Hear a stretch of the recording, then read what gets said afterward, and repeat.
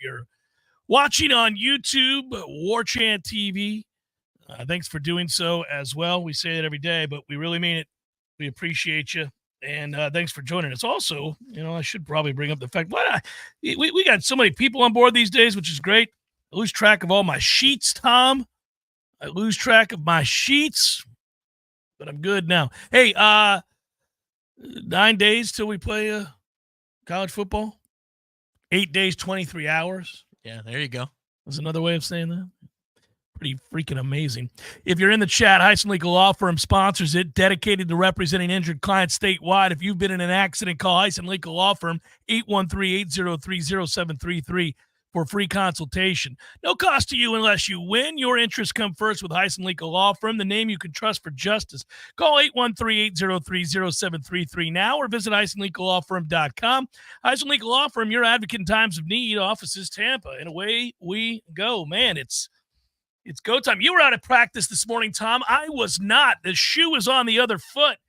I'm going to get all the info, all the good, the bad, the ugly, all of it from you today and the rest of our crew that was out there. Today was my day not to go out there. So fill me in. What do we think? What do we think about what today was? First of all, give me a general synopsis of what today was. I know they're still heavy into install and a lot of scout team looks. There was a lot of that. There was enough 11 on 11 and head-to-head work that you could garner something out of that as well. I took away, obviously, more from the trenches than I did the overall performance of individual skill player 1-on-1, 7-on-7, things like that. I stuck to the trenches, but the offense was better today. I thought it was flat as hell on Monday. I can say that now that I've seen better today. I wanted a frame of reference. This was a good day. They were good yesterday too, Tom. Or Tuesday, was it Tuesday? Mike Norvell has said they've had a string of days now. They have. They've had a string of days. They've had a few days. There was a challenge issued earlier this week, and it sounds like they've responded.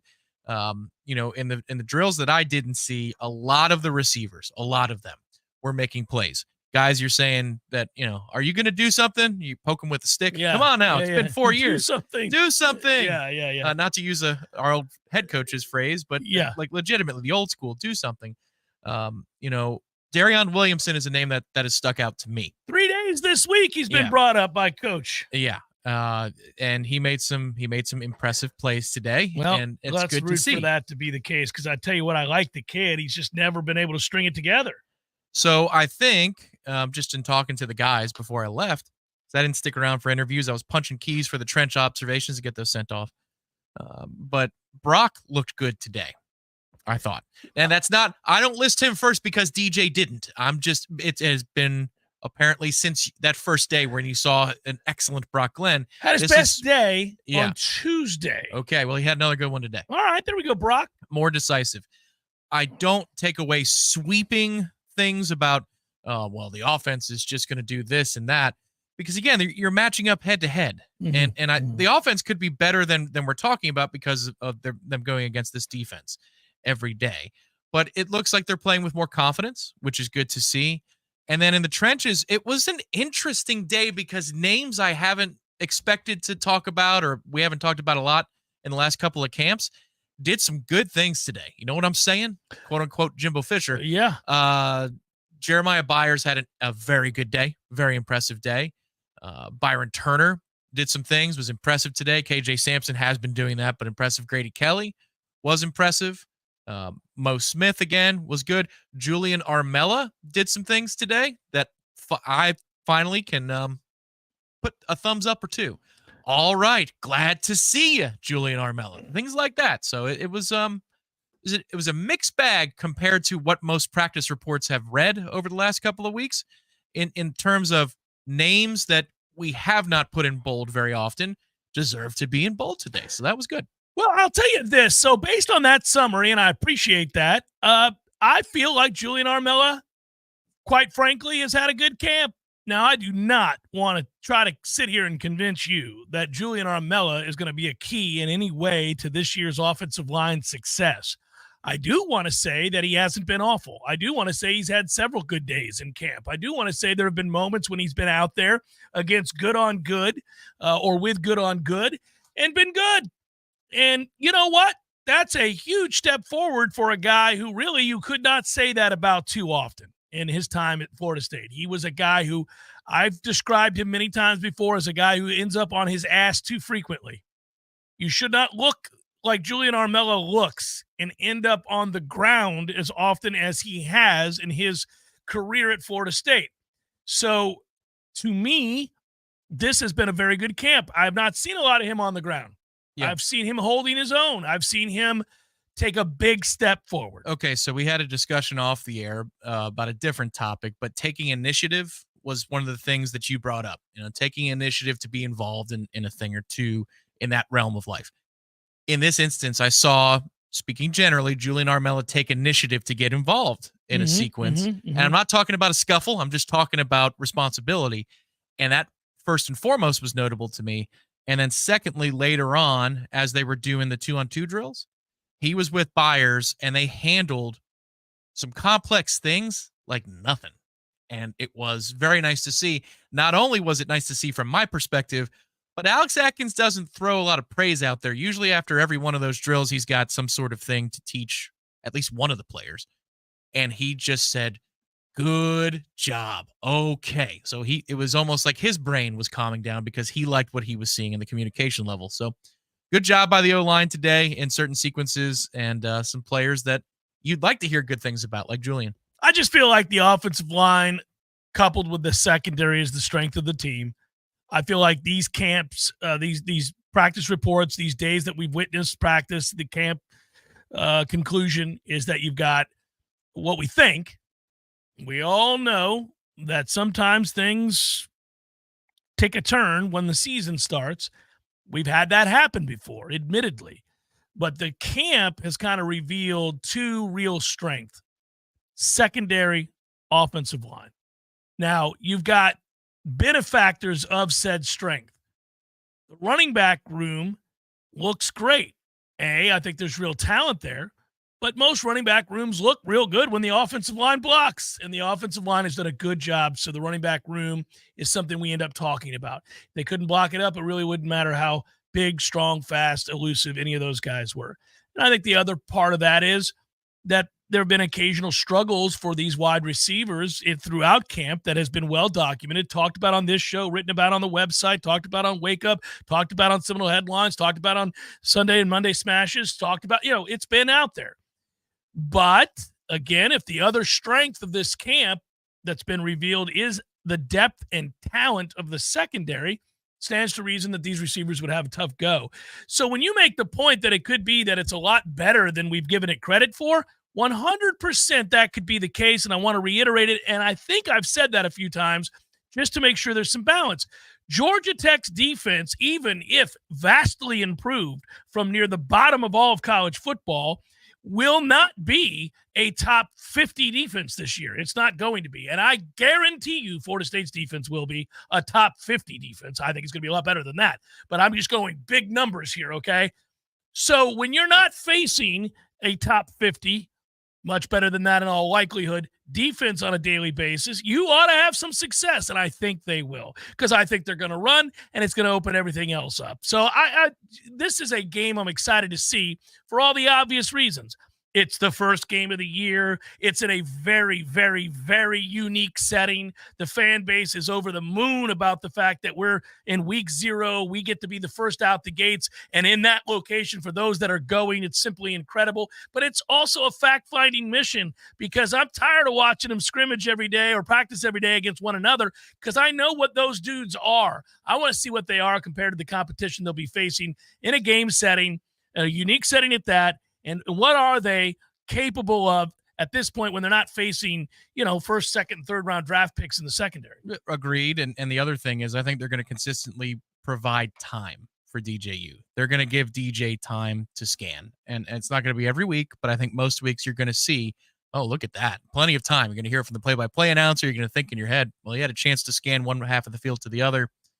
I think they're going to be able to do that with relative consistency. This is where the offensive line gets fun, because that there is a high emphasis placed on being able to run the football this year because of last year's failures, last year's inconsistencies in the running game. But I've been impressed the 2 days I've seen them in full pads going head-to-head, that a lot of the time there is time for DJ to scan. And against this defensive line, that's not nothing. Because to your point, the secondary should be one that, kind of powers us to being a top 50 defense, but that D-line should do so as well. And so if he's got time, then again, against these other secondaries that they're going to see, especially in the first 3 games of their schedule, you should be able to move the ball a little bit. And DJ was decisive today. I thought he was flat on Monday. I thought he was good today. It was a good day for the offense. And one other thing to note for context purposes is that, they threw a lot at them in fall camp. How much can you handle? They're discovering still what works best, because DJ's only been here for that long. This isn't Jordan Travis and you have a ready-made offense. Right. There's a discovery process with the receivers because a lot of them are new, discovery process with the quarterback. But they should take a jump when you go into install, because the coaching staff has made a decision by the end of fall camp and before install that, all right, throw these pages of the book out. We tried. They can't run it, but here's what they can run. So let's base it off of these core things. So you should take a jump when the playbook shrinks down, and I think they're on schedule doing that. Justin, I'm not hearing the upset alert stuff that you're talking about in the chat here. I'm going to read Justin's thing so people know what I'm talking about. I sometimes skip over the chat, not because I don't care, but because I'm busy doing a show. But he writes, when has Norvell not been ready for the opening game of the season? Tired of hearing this upset alert bashing FSU team this season. There are people that will say that about any game, but I've not heard that a consistent chatter. Florida State is a robust favorite in this game. If you're judging by Vegas and looking at the odds to win the game, Florida State is a huge favorite. Apologies in advance if I'm wrong here, but that reeks of like one person said it, and so now the world's against us. I don't know. I don't know. I don't. Maybe we make the super dog on game day, but usually that's about covering the spread at 13 or 15 or whatever it is. But no, I'm not hearing a whole lot about that. They should win this football game. Come on now. Yeah, one thing to note is that if you listen to Paul Feinbaum, you might hear negative chatter surrounding anything to do with Florida State, its existence. he is upset about, but that's not a real person doing a real job.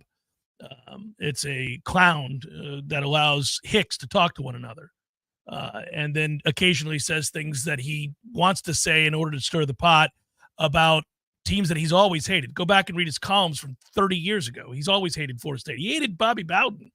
I'll tell you something. So, I wouldn't, that's not a real person. That's not a real significant individual. It's not a person who takes his job seriously. So, you don't have to take seriously people who don't take themselves seriously. And I would advise all of you to do that. It's not a thing. It's like, it's akin to Alex Jones. It's not a real intellectual. He's not a person that does anything of any note. He doesn't deal in the real world or facts, so you don't have to deal with that kind of stuff.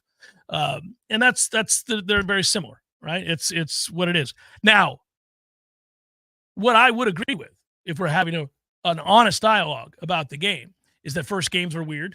First games can often not necessarily be a telltale sign of what a team is or is not, both good and bad.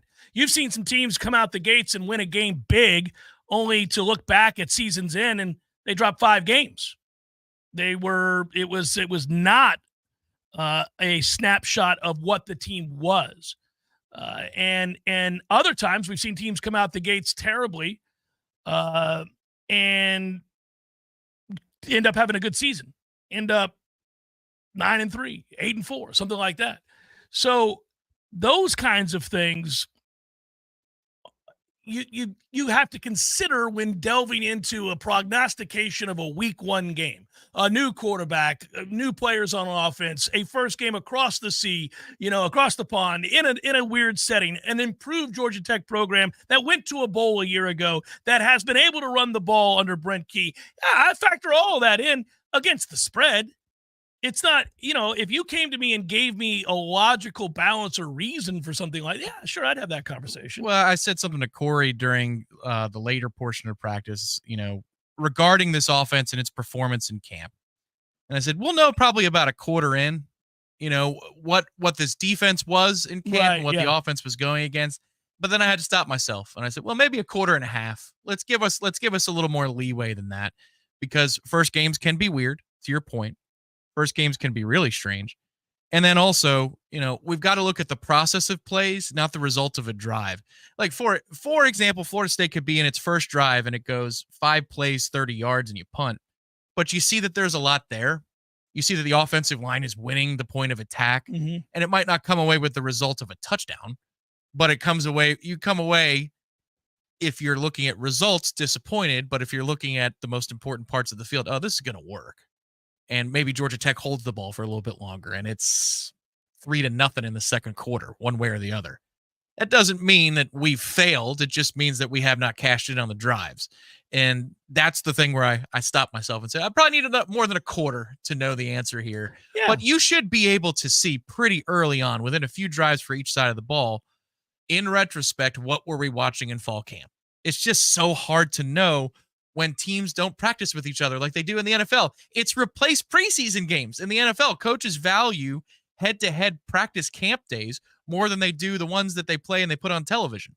So since you can't do that, there's a limit to what you can say that you know before the season starts. And I'll repeat something I've said from the get-go. If you're going to shift in style of play, the way that you play the game, right? So number of plays, whether you're primarily passing the football or running the football as your mode of attack, well, I think Florida State wants to bludgeon people. I think they will thus shorten the game, not necessarily because they play at a terribly slow pace on purpose, but if you run the ball, the clock keeps running and you shorten the game, obviously. So I think in that sense, you'll be in some games where if you're inefficient in the red zone like you're describing, there'll be games where they're efficient and they go 4 for 4 in the red zone, and this is not a conversation. But there will be days, just the nature of the red zone, when things get bunched up, where you have to settle for field goals instead of touchdowns, and it'll frustrate you.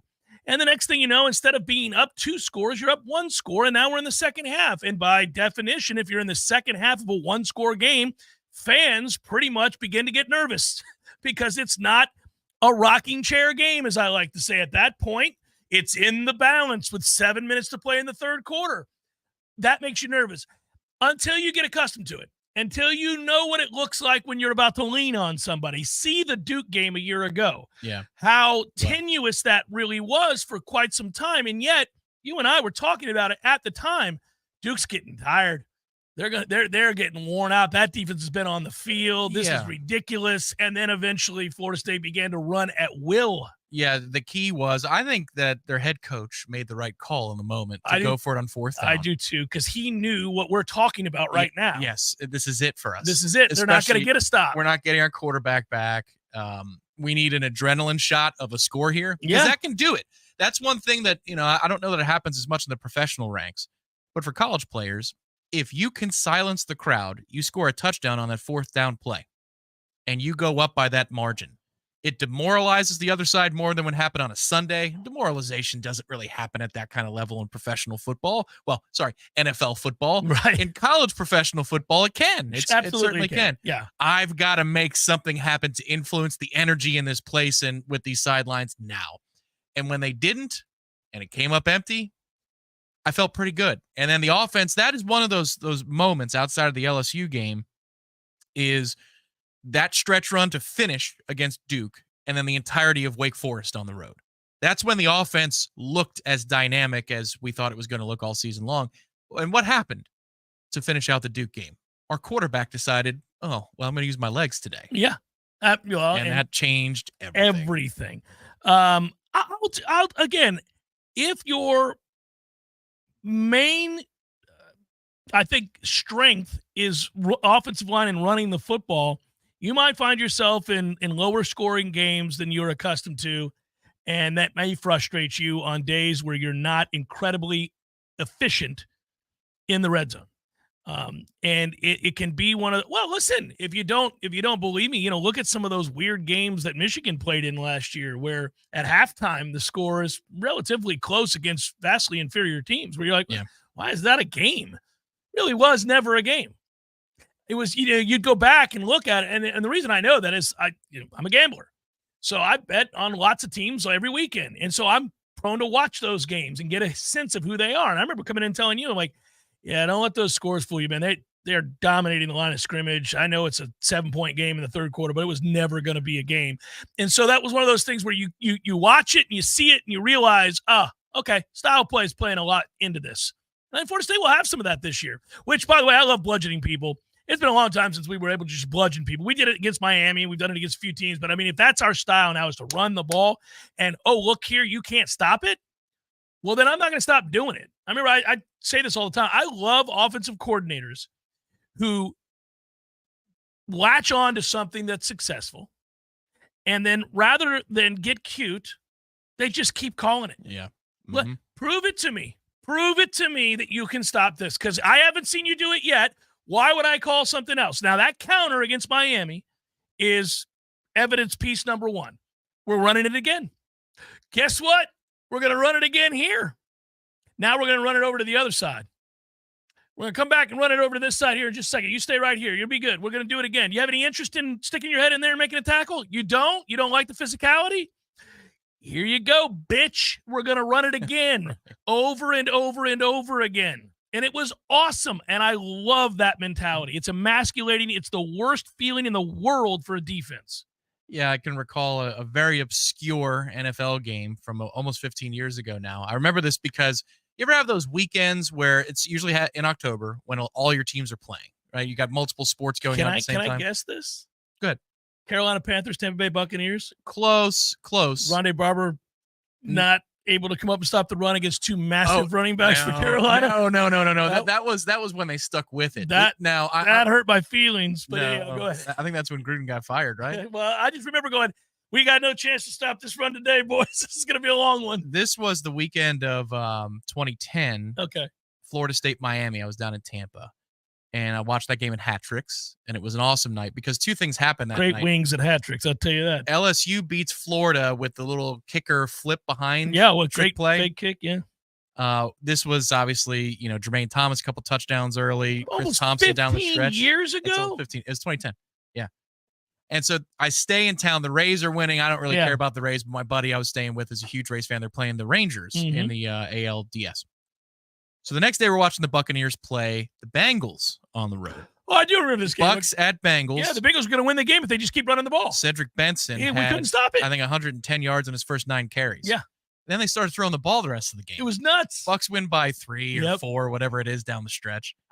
Because, to your point, somebody got cute. Yeah. They Sean Payton themselves out of a victory in that game. Whereas Mike Norvell, years and years later, same venue, same town, down in Miami, said, "No, man, if this is working, I mean, my goodness. I'm going to keep running the ball. Why don't you show that you're man enough to stop it, Canes?" And I love that about Mike, because if it works this year, it'll be a sight for sore eyes with consistency that they are able to run the ball. They were splash play heavy last year, but not imposing your will with consistency running on the running counter last year. It frustrated Mike to no end. You saw the look on his face numerous times. We got to take a quick break. Before we do, I want to give you a code that's going to save you 25% when you go over and see my friends at DexaFit. I talked about a DEXA scan where they accurately direct measurements of all body composition method. They're able to show bone density. You're able to find out the amount of visceral fat you have. There's all kinds of things that will help aid you in your effort to get in better shape. And, they offer more than that. The RMR, how many calories are you burning at rest, which is the resting metabolic rate, personalized nutrition. They'll tailor dietary plans to your caloric needs, weight management, metabolic health, fitness optimization. If you're a training athlete, obviously adjusting your nutrition to match that intensity is huge. So these are all things that are offered over at DexaFit. I've talked about DexaFit.com, but here's the code, Jeff25, discount code for 25% off any services at DexaFit. So if you call them or if you go to their website, Jeff25 gets you 25% off. You probably already know that Pinch a Penny Pools and Spas is your one-stop destination for all pool maintenance needs, offering everything you need from chemicals, cleaners, vacuums, nets, and more. But that's not all. Pinch a Penny also carries a huge selection of premium hot springs hot tubs paired with easy financing options, making these luxury hot tubs affordable for everyone. And if you have an older hot tub and you're worried about the hassle of removing it, worry no more. Pinch a Penny will not only remove and haul away your old hot tub, but also offer a trade-in value for a credit towards your new one. So why wait? Visit Pinch A Penny's 12,000 square foot showroom today on Greer Road and discover how effortless and affordable owning a fantastic hot tub can be. Find out more at TallahasseeHotSpring.com. That's TallahasseeHotSpring.com. Howdy, folks. Jeff Cameron here to tell you about my friends at DexaFit Tallahassee. What is DexaFit, you might ask? Well, it's where you want to go if you're looking to elevate your health and fitness journey. DexaFit's exclusive services include AI-enhanced body scans, VO2 max fit testing, and RMR metabolism analysis to provide detailed insights into your body composition, cardiovascular fitness, and metabolic well-being. Sounds like a lot of science, but that's because it is. The most advanced science available. In fact, that's a good thing, right? DexaFit gives you immediate detailed insights about your body composition, provides a customized plan to improve on troubled areas delivered in an easy-to-navigate mobile app so you can share the information with your trainer or even your doctor to find the most direct path to your peak health. Check out DexaFit Tallahassee, the most accurate and most state-of-the-art body composition scanning and fitness planning available. Located on Capitol Circle Northeast, directly next to Bumpus. Check them out online at DexaFit.com and tell them Jeff Cameron sent you. DexaFit Tallahassee. Know your body and transform your life. With bachelor's and law degrees from Florida State University, he's a small business owner in Tallahassee who's worked in courts all over Florida. A trial lawyer who works in Leon County Court every day. A husband and father tied to our community, a pro bono award winner with a commitment to giving back.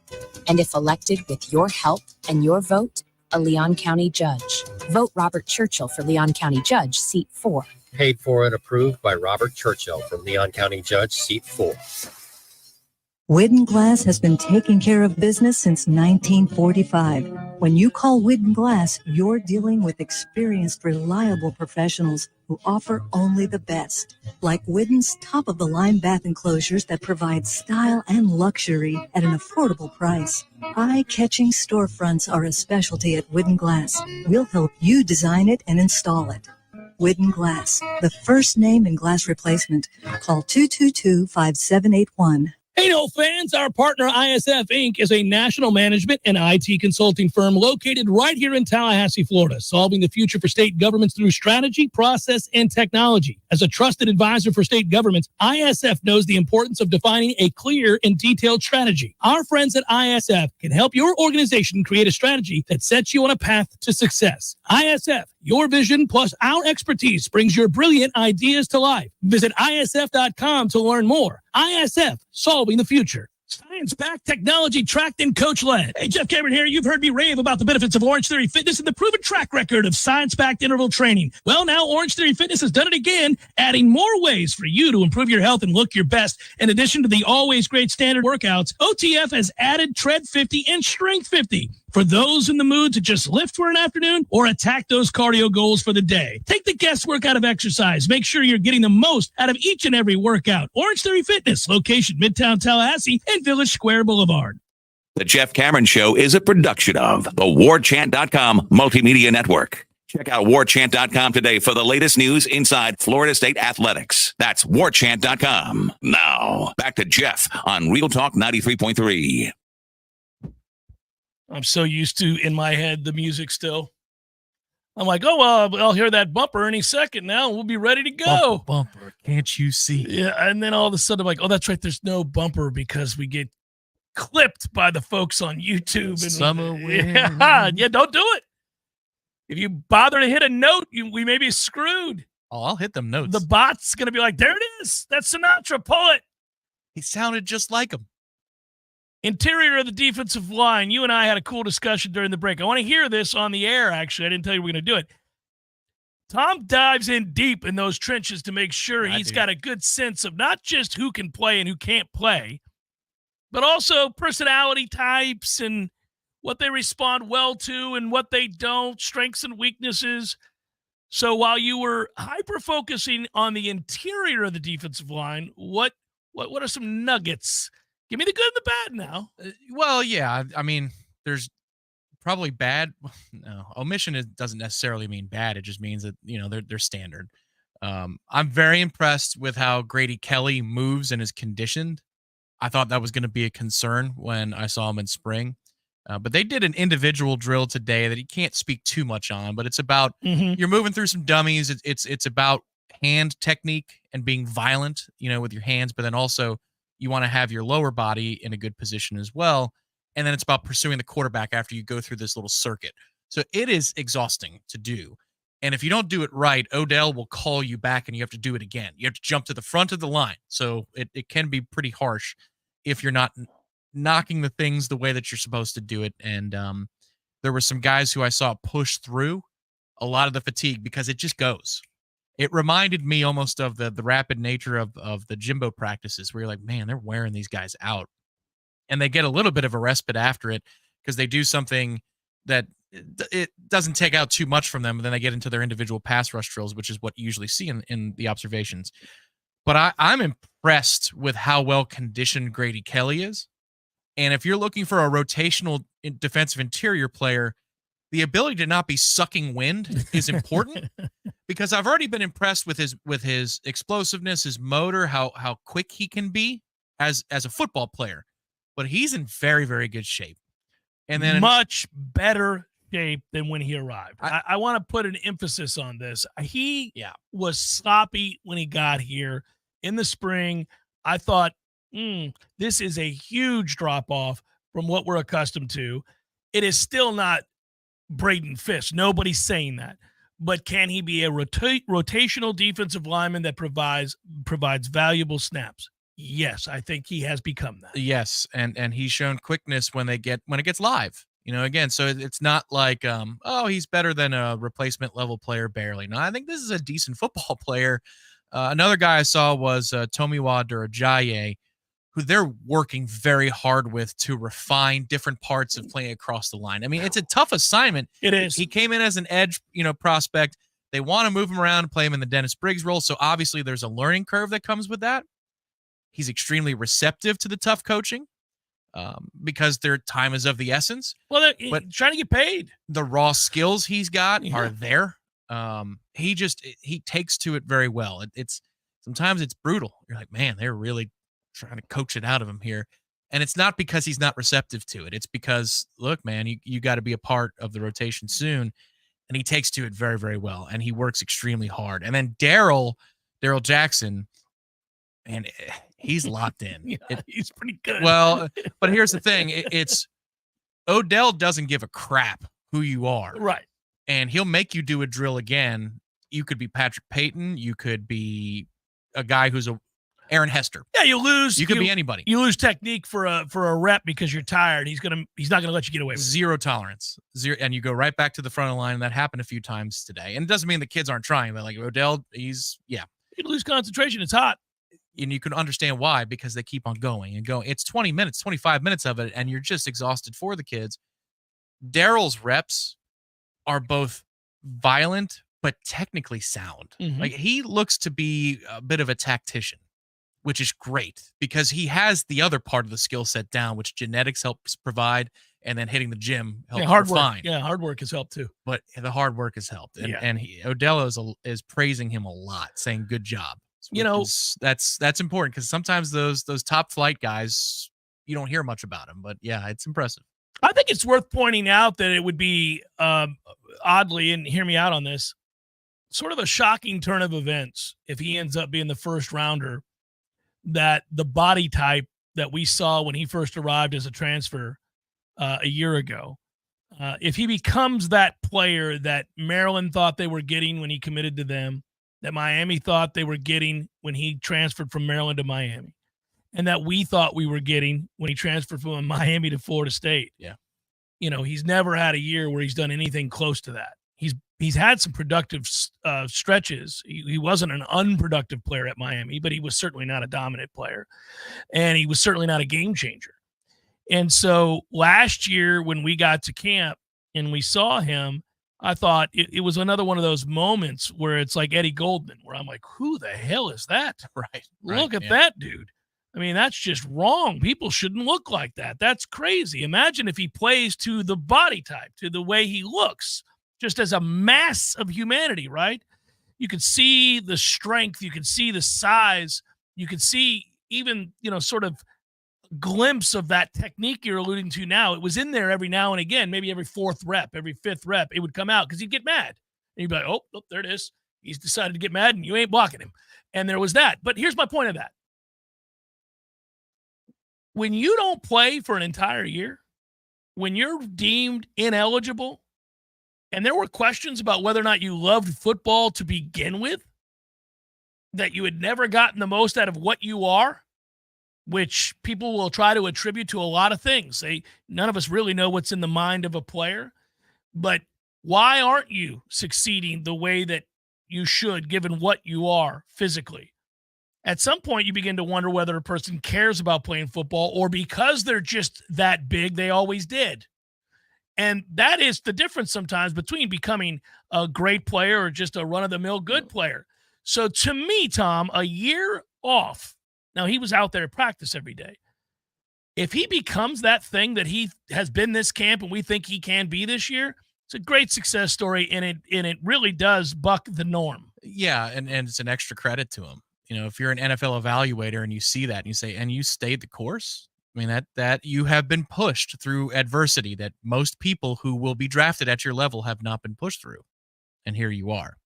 That's where again, yeah, that could be a feather in his cap. And the thing is, again, this is a nothing anonymous drill. This isn't head to head. You're not 11 on 11. Right. The spotlight's not on you. You're with your position coach. You're in a quiet segment of the IPF and you're going through this. I just thought it would be an interesting thing to take a look at. And I'll give you something. It's not a negative. It's just a question. Not every edge rusher is built the same. Perfect example, Marvin Jones Jr., Sione Lolohea. They have very different purposes to their game and very different styles. Like Sione in this drill was outstanding. You know, where you've got his hand placement's about power and pursuit, clean reps that he got through. I'll be interested with Marvin to see if somebody gets their hands on him, how well does he shed in those moments? How well does he disengage and get where he's supposed to go? Because he's got explosiveness and moves, and he can get by you, and to a degree, he can get through you, but in the different facets of the game. Maybe the ball is run right at him.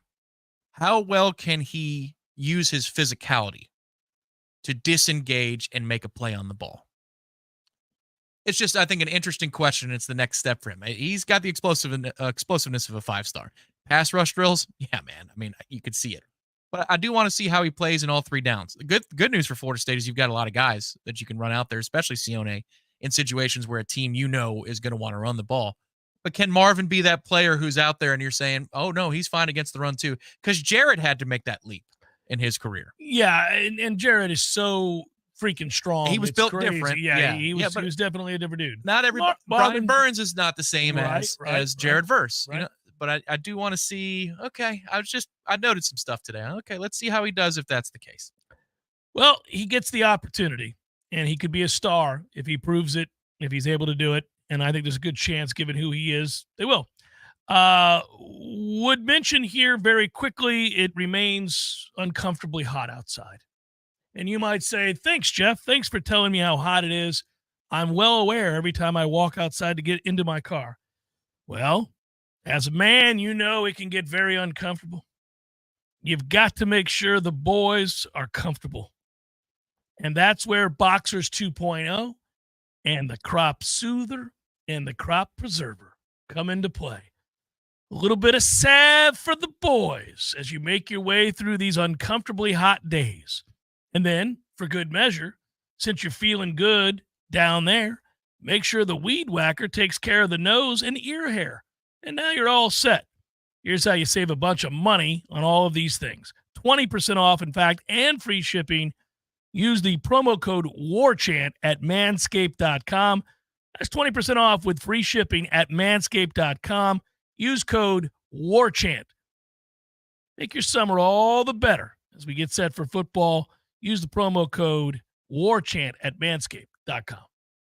Your local news now. A Tallahassee man was arrested for a second time on new charges of animal cruelty and practicing veterinary medicine without a license. Kenneth Wade was first arrested in June on charges of practicing veterinary medicine without a license and not returning an American Pit Bull Terrier to its owner. The new charges stem from a complaint from a woman who says her dog died after Wade clipped its ears. Wade was first cited by Tallahassee Animal Services in 2022 for failure to provide shelter for his own dog. Wade bonded out of jail overnight on Monday. New technology is now in place at Gene Cox Stadium as officials say they are working to keep students safe from severe weather during sporting events. The partnership with WeatherStem will alert those in the stadium of severe weather. A new speaker next to the scoreboard will automatically activate, warning people to seek shelter if needed. Parents will get the same communication about severe weather. This way, if parents drop their children off at the stadium, they will know to pick them up due to a weather event. This is Rachel Lene with your Real Talk 93.3 local news update, brought to you by Macklemore Systems, Tallahassee's go-to Mac store. Check them out online at MaclemoreSystems.com.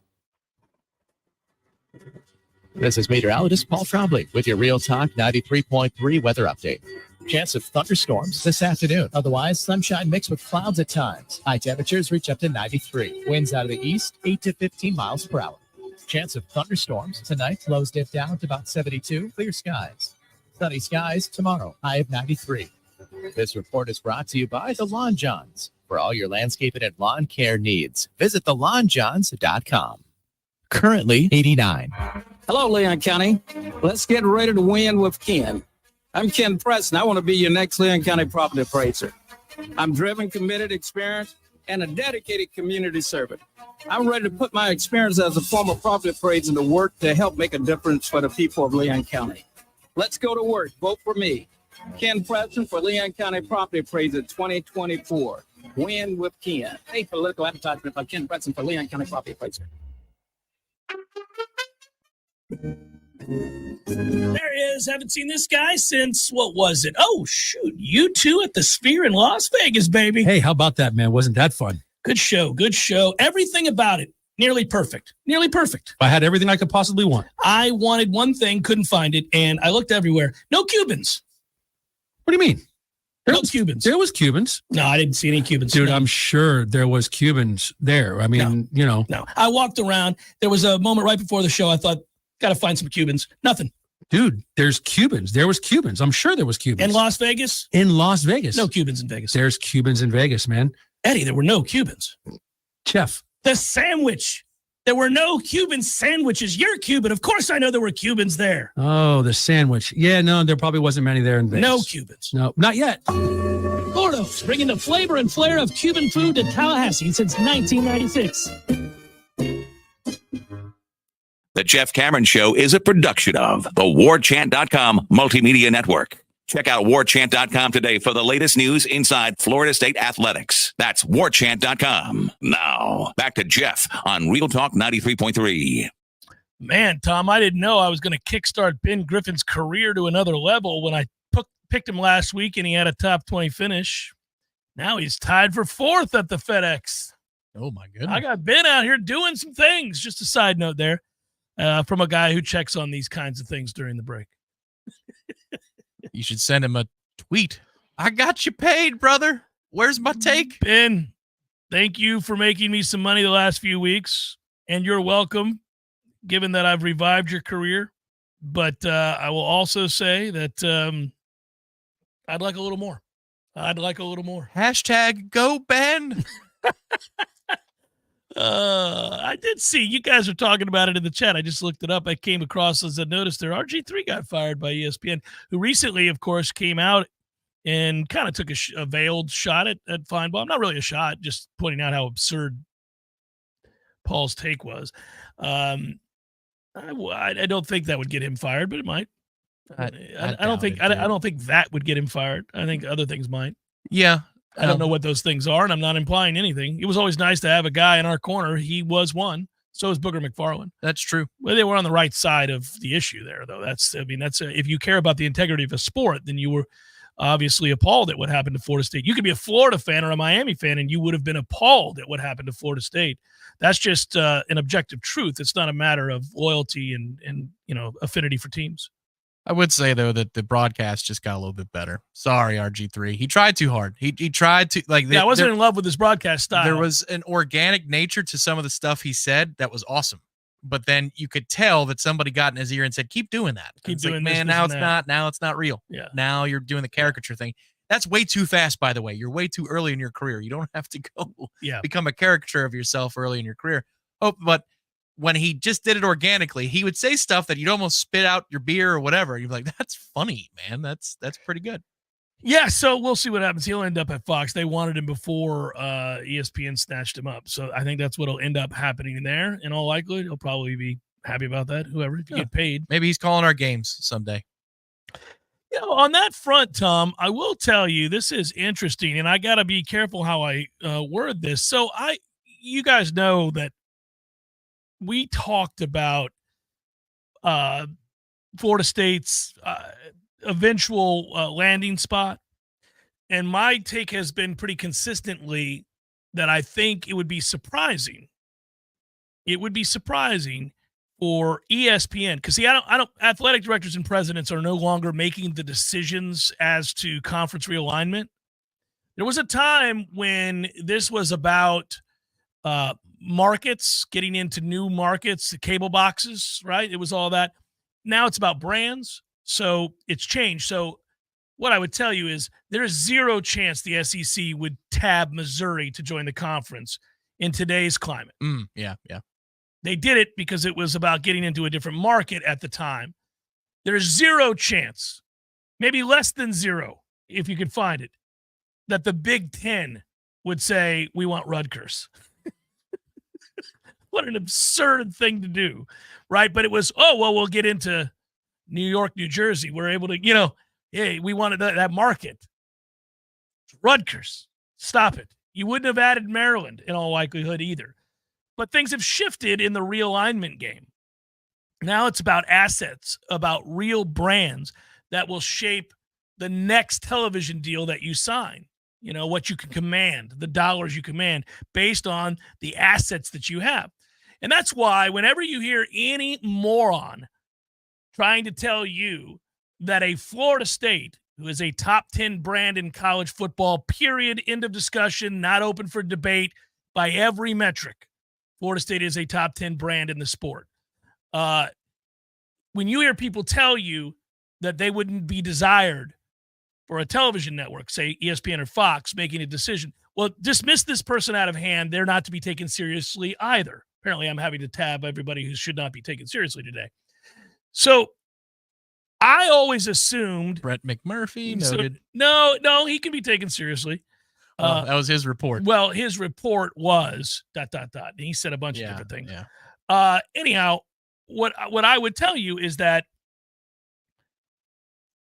it seems unlikely to me that ESPN, when push came to shove and the writing was on the wall that Florida State was getting out of the ACC, whatever the date was going to be on that, whether that's 26 or 27 or 25, whatever it is, right? Then you would see a change in tune. You would start to realize, like, all of a sudden there'd be these strange leaks of how ESPN suddenly has interests in Clemson and Florida State, right? Because they wouldn't want Fox to plant a flag in their backyard and be a coast-to-coast conference that has teams from Southern Cal down to Florida, right? And then the asset that is Florida State and the asset that is Clemson changes the game. If you go head-to-head, Fox, ESPN, and I've got Oregon, Southern Cal, Washington, Ohio State, Michigan, Florida State, Clemson. We can keep, if I've got those teams and I'm a countrywide product, you're an insular little regional Southern thing. Interesting as you may be, you're this pocket. That's what you are. And I'm all over the country, baby. And long term, I'm winning because I've got more assets, better brands. Fox would want Florida State. I just figured ESPN would come swooping in and say to the ACC, this is never going to work. We're taking them. Here's your new contract. Have a good day. I had a guy tell me the other day who's connected. I won't say where, and I don't bring this up often, so I think you can take me seriously. That Fox might, in turn, be very aggressive as soon as they possibly can. And for the first time, this person said he thought there's a real chance Florida State could end up in the Big Ten. And I thought, well, because this person's never said anything like that. They've agreed with me that ESPN's not going to let that happen. They'll talk a big game and they'll be, public whatever. But at the end of the day, they're not going to let that happen. Well, yeah, that's the thing, that it's different between the boardroom and the broadcast wing, because you could make a more compelling argument that Florida State football is not a top 10 head coaching job than you could Florida State University is not a top 10 brand. Florida State University is 100% a top 10 brand. Yeah. But you could argue, I think, more effectively that maybe. Yeah, if you wanted to argue Notre Dame, Ohio State, Michigan, certain jobs. Well, and then also Texas, the resources that are currently available to. Yes. That's a different discussion now. Right. Very different discussion. But what I'm saying is, I still think it's a top 10 job. But what is unequivocally true is that Florida State is a top 10 brand. Get the hell out of here. As an asset, yeah. Yeah. But watch all of this play out. It'd be fascinating to see if there's not a little bit more juice to this soon. I'm kind of curious to see if we get a little bit more juice to this, because what that tells me is that everybody has to wait until Florida State's a free agent. We're all waiting on the legalities to play out. Yeah. Nobody can come swooping in at any point right now. It's just that when you hear that maybe one of the parties is going to be a little bit more aggressive the second they see an opening, good. Let the bidding begin to help offset the expenditure of leaving this conference, because it's going to cost us a pretty penny. Right. I mean, and that's the end game here. I think at this point, it's not lost on me that people might say, well, it's August 15th. What about and I think this is settlement. This is all settlement driven. Would you agree with that? Yeah. That's the domino that needs to fall. I think the settlement number goes up if you know now that there's somebody actively and aggressively pursuing you. Hour number 2, forthcoming. Jeff Cameron Show, 93.3 Real Talk Radio, Warchant TV. I'm Franklin, and I've been a Paul's Termite technician for well over 10 years. Working for a great company like Paul's Termite and Pest Control is a blessing for my family and myself. I get tremendous satisfaction knowing that the work I do helps protect most people's biggest investment, their homes, the place where they raise their families and build lifelong relationships. Paul's is a company that stands behind their commitments to customers and employees, and that makes me proud to represent them. I'm Jay. Having the privilege to work with people like Franklin and all of our employees is truly an honor. There is no doubt that the staff of Paul's Termite and Pest Control is the best in our industry. All of our people are local, and local really does mean something. We're North Floridians. Our kids go to school here. We shop here. We build relationships here, and we honor our commitments. To all of our customers, thanks for trusting us to protect your family, pets, and home. For the elimination of termites, any other pests, and a greener lawn too, call Paul's. We'll get them all.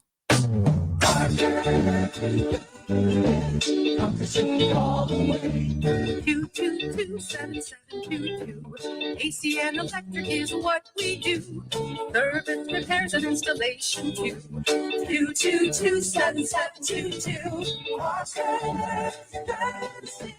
Come Pacific all the way.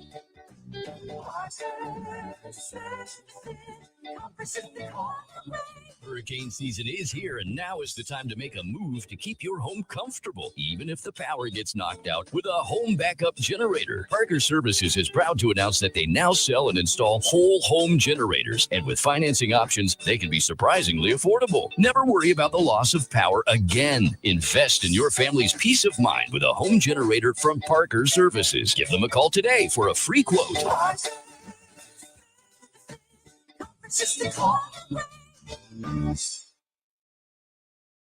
Your destination for the most authentic Peruvian flavors in the capital city is Café de Martín and El Bar, where you can escape to another world and indulge in the true taste and experience of Peru. Enjoy daily lunch specials like our all-new lomo saltado or beef asado sandwiches served with a side and a drink. All-day happy hour every day and exciting live entertainment every weekend. Join us Friday, August 29th with a night of your favorite songs with guitarist George Feiju. View our full menu and live music schedule online at cafedemartin.com. There's fun to be had every night at the Corner Pocket. Take-home prizes on Trivia Tuesdays and Beer Bingo Thursdays. And kickstart your weekend with Martini Fridays. Plus, happy hour runs every weekday and game day specials every time the Noles take the field. Watch all the best games at the Corner Pocket's Vegas Wall, featuring 560 inches of flat screen TV heaven. Oh, really? The best food, the best drinks, and the best place to watch all the games. Tallahassee loves the Corner Pocket.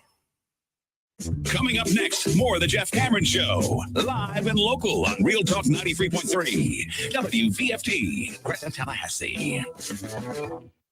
The latest betting odds and live movements from Vegas. This is your action update. Now here are your latest lines from our guys in the desert. Jacksonville Jaguars laying 3 against the Tampa Bay Buccaneers at Everbank Stadium. 36.5 the total on Saturday in week 2 of the NFL's preseason. Atlanta Falcons acquired Patriots linebacker Matt Judon in a trade with the Patriots.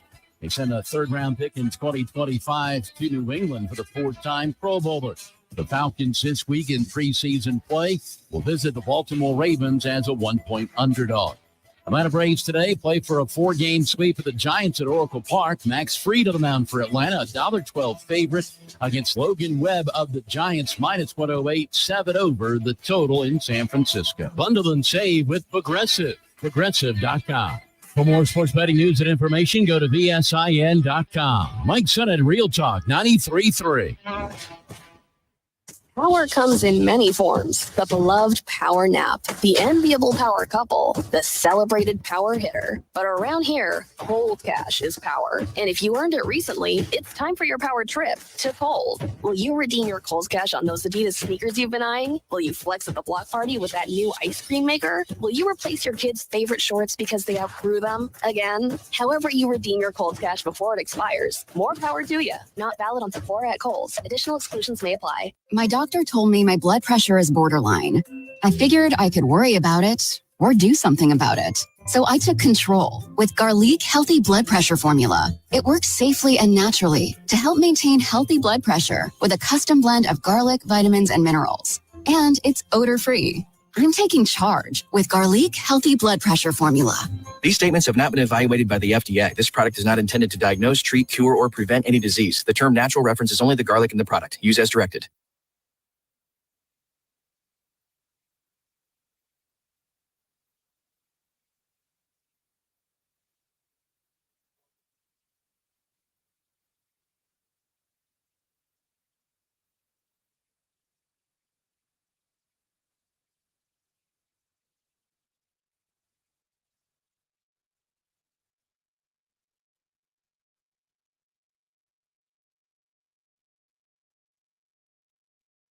Going to control America.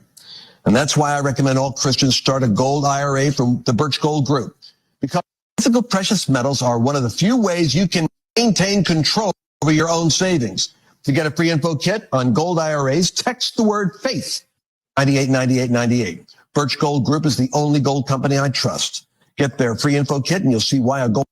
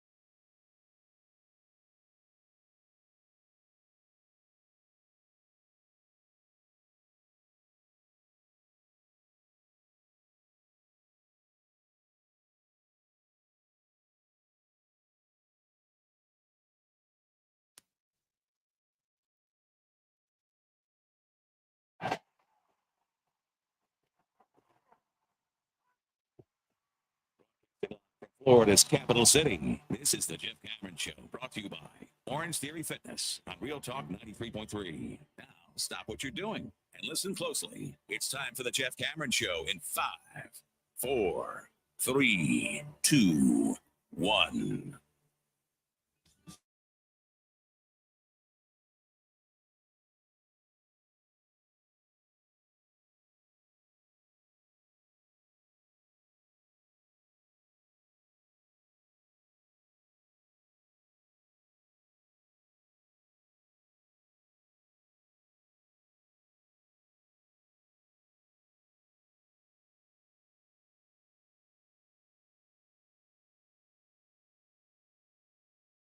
Thursday. Hope this finds you doing well. Hope this finds you excited about Florida State's upcoming game. I am. I'm going to take us and lay the 12.5. I'm laying the number. I feel good about that. That does sound fairly confident. Yeah, I think I will do it. I think it'll be a little dicey for a bit. And the next thing you know, we're going to look up. It's going to be like, I don't know, 28-14, 34-14, 34-17, something like that. I feel pretty good about that. I would be surprised if it's the fourth quarter and we're, in a tie ball game, something like that. Now, if you're a fan of college football and you hear something like that, you go, yeah, man, let's not invite the football gods, the college football gods, to toy with us the way that they did for so many years on Thursday Night Football. And that's when I used to jump up and down in the studio that you need to stop playing these Thursday night games where the underdog is, always amped beyond reason. It was the worst. It used to drive me nuts. But those were the concessions you had to make being in the ACC, right? You're like, well, we'll play a Thursday night game. So who knows? Whether or not that plays out that way, but I think we're going to be all right. And I also think that this has been a really productive week for the offense that should spike confidence in a lot of the guys who I think needed confidence. I think you had receivers that weren't quite sure. You probably had a quarterback that wanted to see a little bit more consistency out of those guys. He's gotten it this week. This has been a great week for the offense. That's the story of this week, of camp this week, is that the offense has had more than a play or two or a drive or two where you could sit back and say, oh, I feel good about this. Prior to this, what are we, day 17, day 18 of camp? I think it's 18. 18? Yeah. I would venture a guess that 14 of the 18 days were not just, won by the defense, but at times dominated by the defense. I think this week the offense has played it even or slightly above that of what the defense has done, and that's by far and away their best week. You've had 3 practices now where you could come away saying something definitively positive about what you saw in the passing game. That's a first in camp. Yeah, today what I saw, again, the skill position stuff you can read on warchant.com. I'm sure Corey has the observations or Ira does, because I think Corey saw the most of it, as he usually does.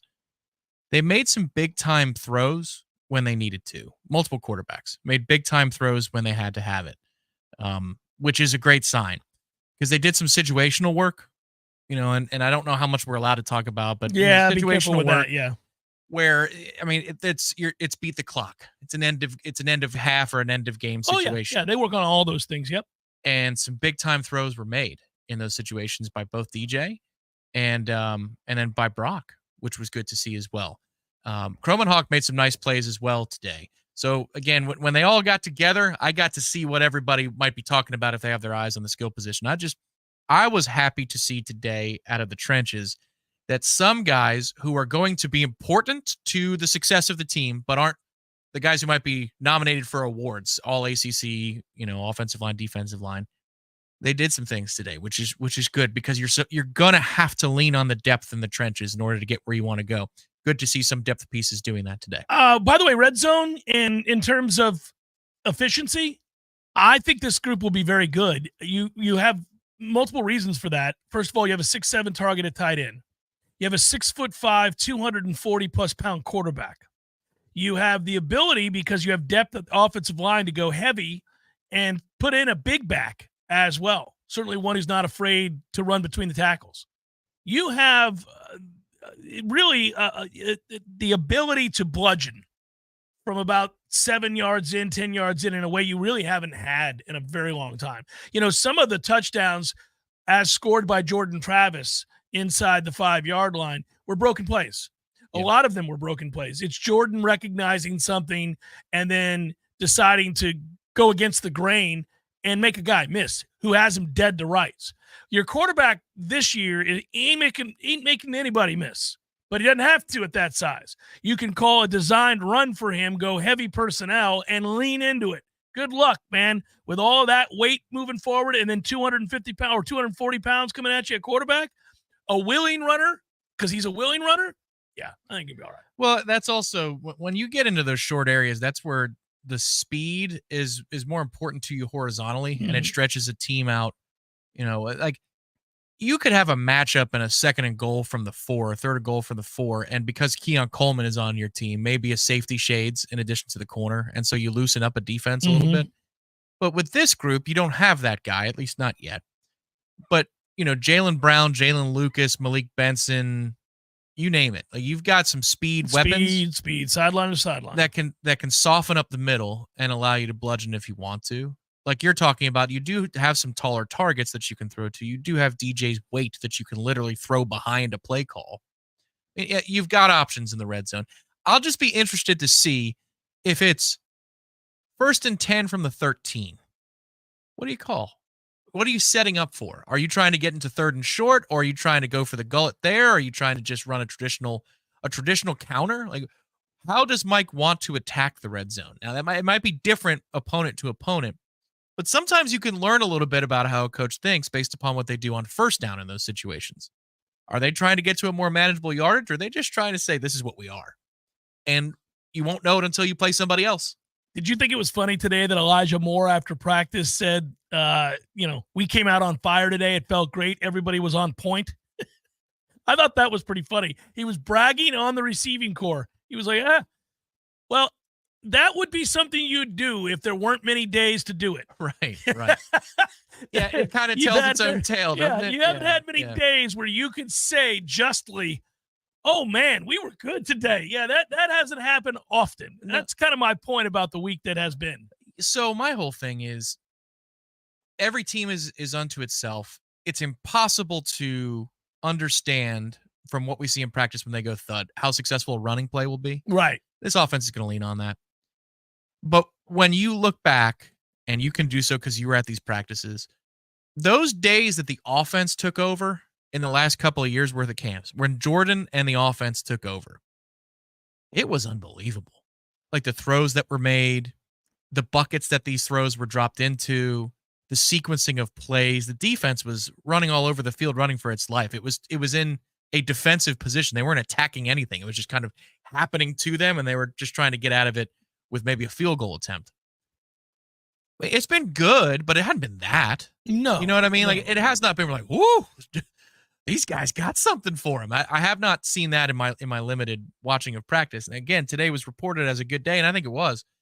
It's not quite at that level where you're going, oh my God, this offense is just on a different plane. Yeah, so much height, so much experience, a lot of talent was really kind of the story that made up Florida State's offense going into last year.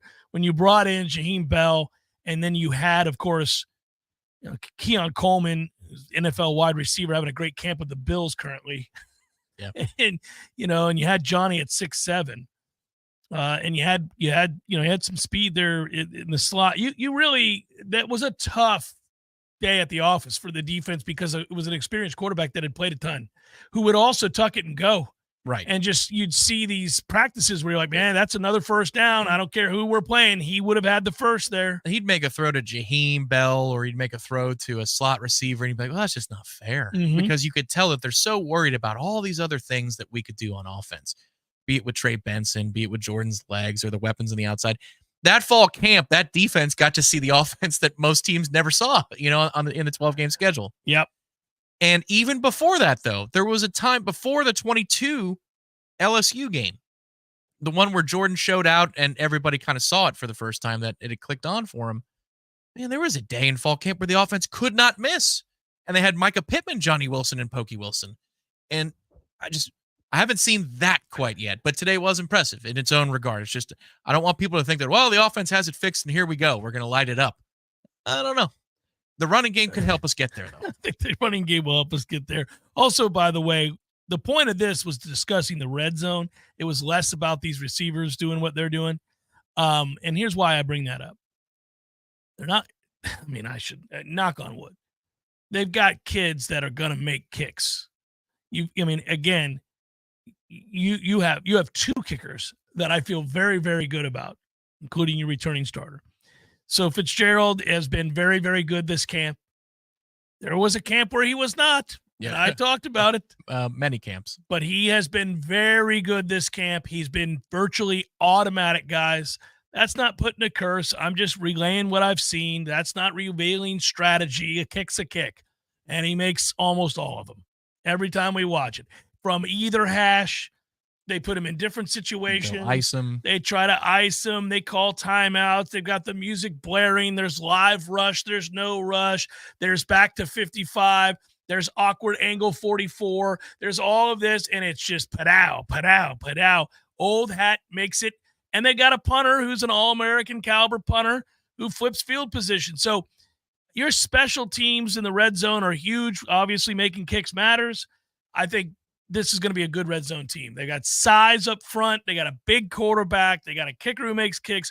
Their efficiency in the red zone in terms of scoring, making sure you come away with points, is going to be very high, I think. There's a fun moment today with Coach Norvell in which I was proud of him. It's like I've been proud of you as you've gotten more experienced, that your patience level has gone up a little bit better in many ways. I almost feel like you're losing it right now, but there are moments where you go, well, good job, dude. There's a through line from when I was on a trip with you in 2012 to now, and you can see a difference. So defensive scout, defense is out there against the offensive scout team. So first team defense on the field. This is inside today. No secrets being given out, Florida State. Don't you worry. Mike wants music. DJ, play the music. Mm-hmm. No music. But I'm perking up because how many seconds? Right.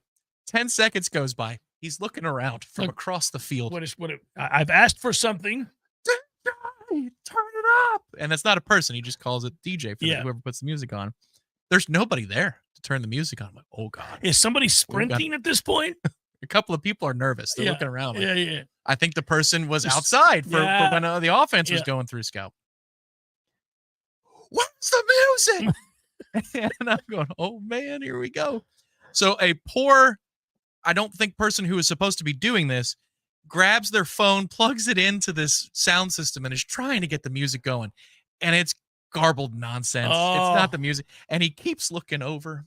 And he keeps looking. They're running a play. He's like, well, that's another play without the music, without the noise. Oh, yeah, he's counting them.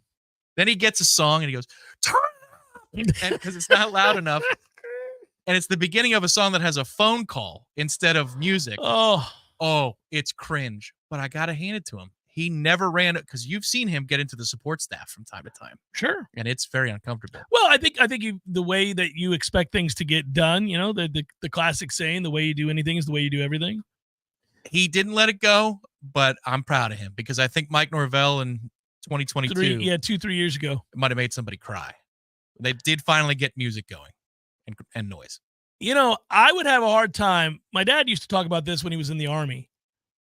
When he would get yelled at, or somebody next to him would get yelled at in basic training, and you're going through all of that, right? And those guys, drill sergeants, are hilarious, and they say wildly inappropriate things, like they're Mickey Andrews, just crazy things that you're like, whew, it's a bit much. My dad would crack up laughing because he understood what was happening. Right. It's like, well, this is all, this is a game. Yes. Yeah. My father said the same thing. You'll never meet a funnier man than a drill sergeant. Oh, the best. Right? Yeah. And then we've seen it in the movies and, all that. Right. So my dad would get in trouble and have to do push-ups constantly because a drill sergeant would be screaming at somebody right next to him and he'd be cracking up laughing, or 3 people over or whatever, or him. The guy yells at him and he's like, okay, you got me. And he's laughing. That's the difference between like getting it and reading between the lines and what they're trying to do, and those who don't, who feel that, like empaths, like, he just called me such and such, and you're like, he doesn't really mean that. He's just saying that because he's trying to get a point across. Well, and the best part is he could have gotten lost in the offense if it was the other side, because he just get lost in the play call. Yeah. But because it's the defense, he's got time, and Adam is putting his orders in. And you're just watching Mike watch Adam, and then he's starting to look over his shoulder. I'm like, oh, man, here we go. My point, though, is that sometimes Mike gets to a place in practice where he's screaming somebody down because he's asked this person several times. This is the benefit of being at back-to-back practices, because you've now watched a trend. You've seen a particular player not have the ball in the correct arm after making a reception based on the sideline where they are, right? It's corrected directly, sternly the first time. The second time, there's a reminder that you've already been corrected about this. Let's not, for lack of a better term, let's not let that happen again. All right. The next day, if you're out there and you watch the ball in the air, you're like, okay, let's see if oh boy, here it comes. And it's just like sprinting to have a word. And in those moments, I think if I were a player, I would burst out in laughter. The way when he loses it because this person has failed to do what he's asked 3 or 4 days in a row, they're going to be verbal haymakers. These are not nice things. Yeah, exactly. But that's football. That's the way it is. It's an emotional, violent game, and these are the kinds of things you're going to have happen. But it's awesome. And I don't think even if I were the player, if I was the subject of the scorn, I do not believe that I'd be able to not laugh. Well, then he would take it as I wasn't taking him seriously, but I am taking him seriously. I just think it's hilarious that he's lost his mind. Well, that's the mentality you need to be able to take that coaching. Yeah. Christian Ponder and Jameis Winston laughed at Jimbo. EJ All hardly the time. ever did. No. And I'm not saying that makes EJ wrong. I'm just saying it doesn't match up well to the coaching style. Some guys are made better by different coaching styles. It brings it out of them. Rodney Hudson loved Rick Trickett. Loved the man to death. Loved Nobody him. else on that offensive line did. No, they had a bond because he knew him from back in 8th grade. So he understood the hard coaching, but modern players don't. So you do need to have that in you a little bit, but it's funny to watch when you know that something's going to eat at somebody. It's like a time bomb. And Live Spectator in the chat says, I thought Willie Taggart was the king of the DJs. They play tons of music at Florida State practice. The problem was never the music. No, it was never the a music. lazy take. Yeah. The problem was never the music. No, the problem was never the music. It was the practice itself. Well, it was the lack of structure and consistency and They coaching. played tons of music at Florida State last year on their way to 13-0. Yeah, that's exactly right. My friends, Tried and True Consulting, I talk about them often. I love doing business with them. They're fellow Noles, and they want to save you money. They want to make you money. They have an ad program, Tried and True ad program, which will give you a needed boost, expose your company and your services to more people. Whether you have a space or need to sell more businesses, the program may be ideal for you. If you want to look into the free ad board, you just need to be a shop that has some wall space for a 55-inch television, which they'll install and operate for you. And by the way, 2/3 of that can be yours to advertise whatever it is you want, your specials for the day or your customers, whatever it might be. So if you're a dentist office, a doctor's office, if you're auto repair, perhaps a car dealership, whatever it might be, waiting rooms, community banks, all those kinds of things, restaurants, bars, give them a call today. Find out how you can save some money, make some money.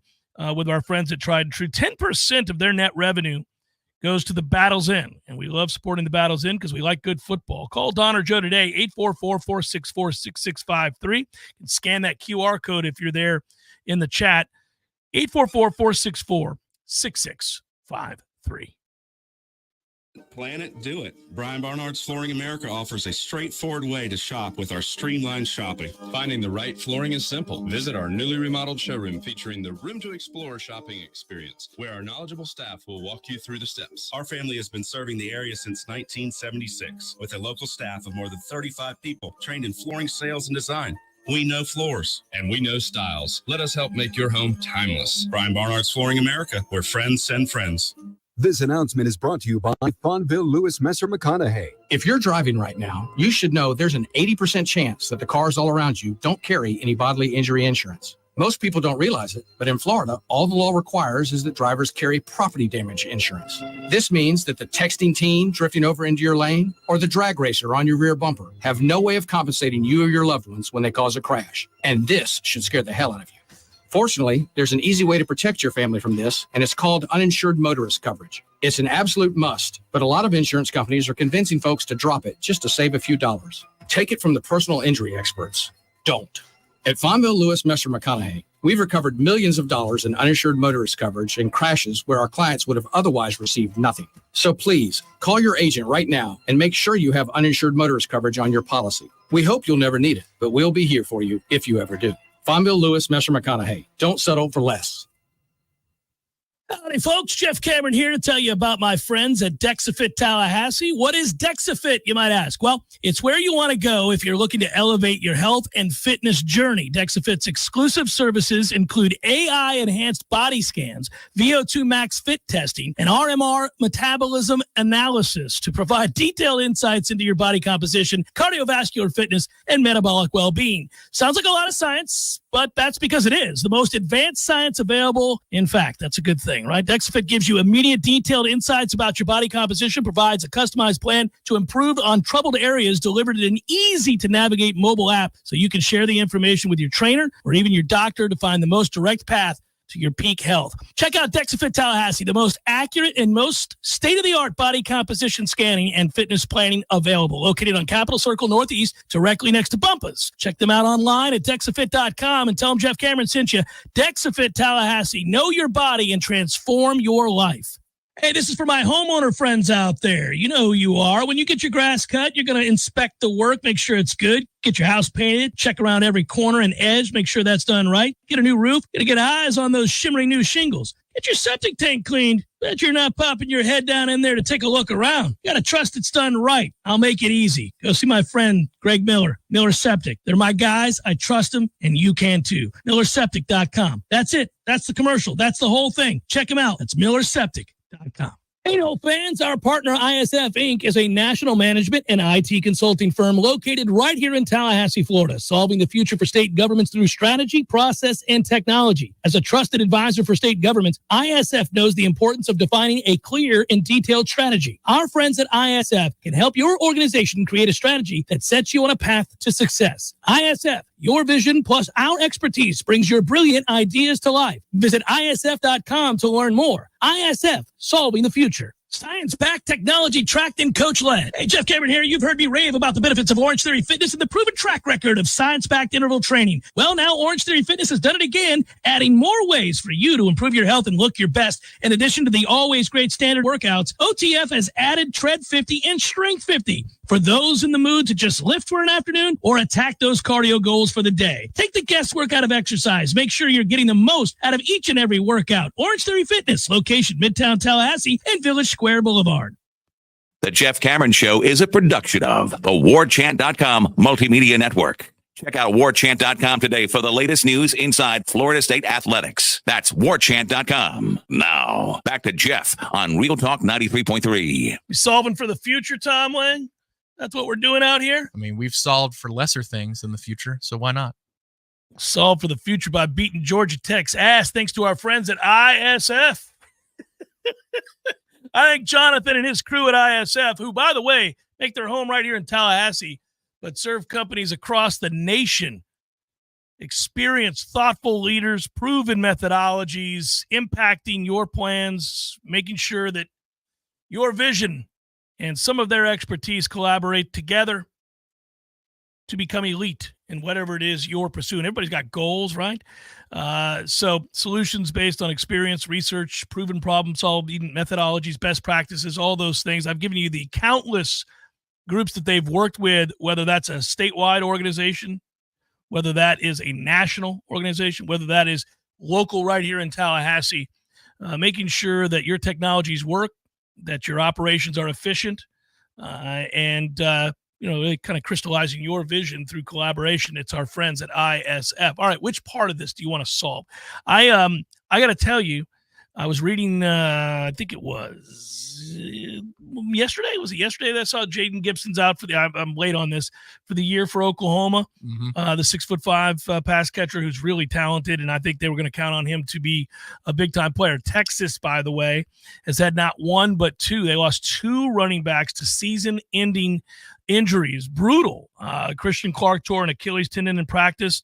That I wouldn't wish that on my worst enemy. Well, I would wish that. I would absolutely wish that on my worst enemy. Who am I kidding? But I don't wish that on people I don't know and kids that are trying to compete in football. So I hate that for him. And that's 6 days after the CJ Baxter kid got hurt. So yeah, that's brutal. I mean, he was the opening game starter a year ago. I almost feel worse for the second kid because his opportunity. Oh, yeah, here's my chance. Yeah. Oh, grand opening, grand closing. Yeah, it sucks. And there have been a lot of these kinds of reports throughout the country of injuries. What happens when camps open up, right? This is what hey, buddy, I'm not saying Florida State doesn't have anybody that's dinged up and we're not allowed to talk about injuries, but I am saying we've gotten to a place in camp where you can start to feel like you've got the ammunition you need. You didn't get cheated. Let's hold our breath a little bit longer here and hope that that's what solves for the future, is that your core players that you're depending on have really worked hard and gotten through much of this unscathed. Yeah, I'd say that it's a passable situation, and it's tough to speculate on it further than that. But the ammunition, do you have the ammunition necessary for the fight? Yeah, absolutely. They do. And let's hope that obviously they're doing a mock game tomorrow. They're practicing Saturday. We're not allowed to attend either of those practices. The mock game, we're not telling you what's going to happen in the mock game. They're putting them in situations, but I don't think they're hitting. I don't think people are getting tackled. Might not. They might not. I mean, Norvell did say that they want to put some veterans. This is him today in his presser. They want to put some veterans in positions that they're not used to, but a lot of the younger guys. So it could be, again, that they're running a lot of the depth out there. For me, I would agree, first of all, yes, that they are equipped as we sit here on Thursday, the 15th of August, for the flight and then the fight after the flight. But I do walk away from these practices more buoyed about the future. The 25 Noles, the 26 Love Noles. the youth on this team, buddy. And for so days on end. For an exercise's sake, I think we both feel great about defensive backs and the future of the defensive back room for Florida State. You would agree with that? Yeah, that defensive back's in a good spot moving forward. I agree. I'd be curious to solve for Florida State's future. What position group do you feel next best about after defensive back for 2025? And I'm going to push it a couple of times beyond this one, but what do you think about next? Running back. Okay, fair. Because as I was asking the question, I'm like, well, that's the answer. The next one. Wide receiver. I figured you might. Yeah. Wide receiver. You could say next year you've got Destin Hill, yes, Hakeem Williams, yes, McCoy, Moore, yes, BJ Gibson. Yes. And then, a kid like a CJ Wiley, if he comes in, Dalen McCutcheon, Malik Clark. Yep, it's turning. It Jaylen won't Brown. happen. It won't happen fast enough for the vast majority of people who are very frustrated with Ron Dugans. I'm not going to tell you that you're unjustly upset with Ron. I would have liked to have seen a little bit more consistent and more rapidly escalating, proven level of play from the wide receivers at certain spots. But I also understand that each case is separate unto itself. They get credit. Look, if you're going to rip Ron for somebody that you don't think has been ready in time or is as, I guess, well-rounded as they should be by now, I got to turn around and tell you that when Johnny Wilson got here, he was the receiver of a grand total of 5 receptions in his career? 4 or 5. Yeah. He gets credit for Johnny Wilson. He does. And you don't get credit. Now, I would never give him credit for Keon Coleman. Keon was ready-made. He has nothing to do with Keon Coleman's success. But he gets Johnny Wilson. Yeah, I think he also gets credit for fostering the culture in that room of selflessness, too. Micah Pittman helped start it, but you've got to cultivate that when Micah is gone, that it sticks around. And that group, it's gone, it's gone. But when you build it, you get credit for that as well. And it's not his fault that Destin Hill got hurt. Right. Who I think would have been a stud. He had a huge spring. He was going to be a star this year, and that happened. No, agreed. That room does seem to be okay. Because I was texting with my buddies back in Tampa about going through the exercise about the portal, and this is solving the future. I'm not trying to skip the season, but it's about the future. And they're going to need help at edge rusher next year. They might need an offensive lineman, and that's maybe 2, but I don't know that you need them to be starters. It's just that you're going to lose a lot of frontline players this season. But I mean, they've got a lot of solutions when you're trying to do the what will they need in the portal. And last year, the year before that, you could list 8 positions. You could list 10 slots, 12 slots on the roster. They've got to go attack this now. They got nothing coming back. And now you're starting to see practice is opening my eyes to the fact that you've got solutions that are rising through the development chain of the high school ranks. Good job. Some prep players. Offensive line, I believe, is in good hands next season. You might get a guy to put you over the top, but they've got a lot of good options to play out there next season in offensive line, which is, I don't know, last time I said that, it's been forever. They got the Williams kid at tight end, Landon Thomas at tight end. Brian Courtney will be back next year. I think they're going to get something out of this year. Technically, Jackson West will be back next. What's he going to declare? So he'll be back next year as well. Yep. Not an elite room, but I think Landon Thomas can be very, very good, and I think the Williams kid is a stud. So yeah, I think you'll be all right. Inline guy from there, and you're fine. Yeah, you're fine. I'm fine with the quarterback room. I like where that's trending. You'll be fine at running back. The offensive line, you talk about, here's who you're going to lose, okay? This is not something you could say is not true, right? You're going to lose Robert Scott. We'll see what he is this year for them. You're going to lose Keandre Jones. You're going to lose Jeremiah Byers. You're going to lose Richie Leonard. You're going to lose Maurice Smith. Yes, they're going to have to go out and get some people. Now, they've got guys coming down the pike that we like. Darius is gone as well at left tackle. That's huge. You'll have a Jalen early. Hopefully, Julian Armella begins to emerge. Otto, Lucas Simmons. I love Rizzy. Simmons and Otto. Rizzy's, we'll see. I like that he's a nice backup center right now. That's nice. They finally have a viable backup center. But, yeah, you might probably have to go out and get a guy. Well, what I'm saying is last year you're going through fall camp. The year before you go through fall camp, they got nothing behind these starters. And I don't even know they got 5. I don't even know that they got 5 that I would trust. And now next year, if you had Simmons and Otto and Rizzy and Armella and Early. Not the end of the world. It's not. Yeah. It's not. And that's a great place to be. And they've got a couple of younger players who are still paving their way. And to our point about receiver, next year, Ferguson can be available to you next year if he sticks around too. I think he's got one more year left. Ferguson has, yes, he does. Yeah, he absolutely does. But just to hammer our point home on solving for the future at wide receiver, LaWayne McCoy, Jalen Brown, Elijah Williams, Hakeem Williams, Elijah Moore, Moore, Hakeem Williams, BJ. Who else did we see? Yeah, Gibson, and Destin Hill. Yeah, so that's you're pretty all right there. Right, and if one or two of those kids leaves because of depth chart, you go grab a kid in the portal. But you're as it's comprised, that's enough. That's plenty. Yeah, and I keep saying it, but you lose Ryan Fitzgerald, but that Jake Weinberg kid can kick. We're gonna be all right there. He's got a boot. He's got a hammer. That's Thor's hammer kicking back there, buddy. I love this kid. Linebacker doesn't feel terribly depleted. It doesn't feel terribly depleted. I'd like the level of skill to be elevated. It could be, could have brought in a couple more kids this class. Maybe they will. Maybe they still will. Cam Riley is a nice player. I'm glad they were able to go out and get him. Yeah, because I think he's going to do some things for us this year. But if you've got Juice and Blake as maybe your top 2 options next year, that's not a bad place to start. It's not. Big year for Blake. I want to see this. I want to see what he is. Seriously, I think he's good some days when I'm out of practice. I think he's very good some days. Other days, we're going to have to wait and see.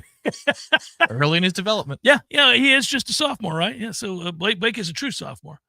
They didn't redshirt him last year. Yeah, so he played. Yeah, so Blake, big year for Blake. It'll be good. And another year to put on size will do him good. He's already great in coverage. How consistently can you take on the run? That's the whole thing. ISF.com. We love partnering with ISF. They've been a great partner. I love talking with those folks, and I like the good work that they do, and it's fun to have them as part of the show. Jeff Cameron Show 93.3, Real Talk Radio, and Warchant TV. Your local news now. A man is behind bars after being accused of shooting 3 people, including his girlfriend in Southeast Tallahassee. Caleb Lewis, 21 years old, faces 3 counts of attempted murder and 1 count of kidnapping in connection to the shooting. The incident unfolded at the Emery Cove Apartments located at 2822 block of Old St. Augustine Road. Lewis and his girlfriend had gotten into an argument that day before the shooting happened. A security camera captured Lewis standing over his girlfriend who was on the ground. The footage also showed several gunshots being fired down a hallway. That's when the victim was seen running from the hallway and across the apartment complex's parking lot. Lewis was seen on the footage chasing after her. He caught the victim and escorted her at gunpoint back to the initial incident location. 2 people who knew the victim arrived to help. However, Lewis shot them as well. Lewis later dropped the victim off at the hospital before turning himself in. All 3 victims' injuries were non-life-threatening. This is Rachel Lene with your Real Talk 93.3 local news update, brought to you by Macklemore Systems, Tallahassee's go-to Mac store. Check them out online at MacklemoreSystems.com. This is meteorologist Paul Trombley with your Real Talk 93.3 weather update. Chance of thunderstorms this afternoon. Otherwise, sunshine mixed with clouds at times. High temperatures reach up to 93. Winds out of the east, 8 to 15 miles per hour. Chance of thunderstorms tonight. Lows dip down to about 72. Clear skies. Sunny skies tomorrow. High of 93. This report is brought to you by the Lawn Johns. For all your landscaping and lawn care needs, visit thelawnjohns.com. Right now, 90. Social Kitchen on Cary Forest Parkway is your place for all things related to football season. Need steaks? Social Kitchen. Need chef-prepared sides and appetizers? Social Kitchen. Need desserts for a party? Social Kitchen. Anything you need this fall, Social Kitchen has you covered. Tallahassee's only premier market where you can receive the famed Snake River Farm steaks and premier meats. Social Kitchen also has chef-prepared meals and sides that are ready to serve in under 20 minutes. Stop in or visit online at socialkitchentlh.com. There he is. Haven't seen this guy since, what was it? Oh, shoot. U2 at the Sphere in Las Vegas, baby. Hey, how about that, man? Wasn't that fun? Good show. Good show. Everything about it. Nearly perfect. Nearly perfect. I had everything I could possibly want. I wanted one thing, couldn't find it, and I looked everywhere. No Cubans. What do you mean? No Cubans. There was Cubans. No, I didn't see any Cubans. Dude, I'm sure there was Cubans there. I mean, you know. No. I walked around. There was a moment right before the show. I thought, got to find some Cubans. Nothing. Dude, there's Cubans. There was Cubans. I'm sure there was Cubans. In Las Vegas? In Las Vegas. No Cubans in Vegas. There's Cubans in Vegas, man. Eddie, there were no Cubans. Chef. The sandwich. There were no Cuban sandwiches. You're Cuban. Of course I know there were Cubans there. Oh, the sandwich. Yeah, no, there probably wasn't many there in Vegas. No Cubans. No, not yet. Florida, bringing the flavor and flair of Cuban food to Tallahassee since 1996.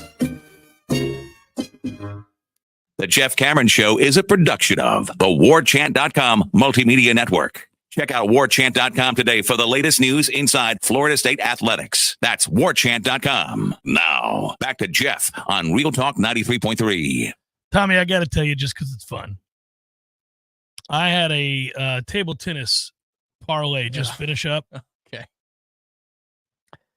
This was a 4-bet parlay. I'll bet you lost. I did. Oh, no. I thought I was being facetious. Sorry. No, I did lose. But here's what's going to make you laugh. This one stung me a little bit. It was plus 1109. All right. So okay. I'm plus 1,109 on this 4-bet parlay.